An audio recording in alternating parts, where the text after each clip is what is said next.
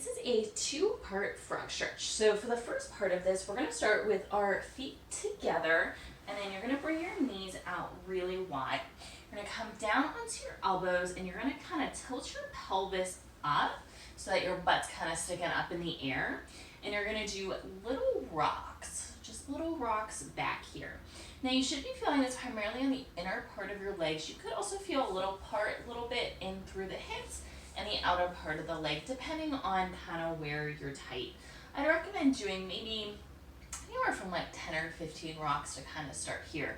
Now, if you don't really feel this, two things you can do. You can either bring your knees out a little bit wider, or you can move on to the second part of this stretch. So the second part is you will keep your feet together.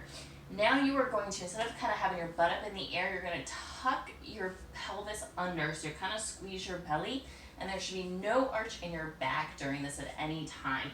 You're going to slowly walk your hips forward, keeping the feet together, and you're going to do little pulses forward here, and it's really to whatever your end range of motion is. Just really make sure you don't let that back start to arch. If you do, you'll go deeper, but you're not really working on the inner and outer part of the legs and through the hips as much. So make sure you keep that belly tucked under, no arch in the back.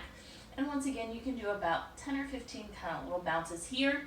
When you come out of this, walk back slowly, then bring the knees in, and then you can stand up from there.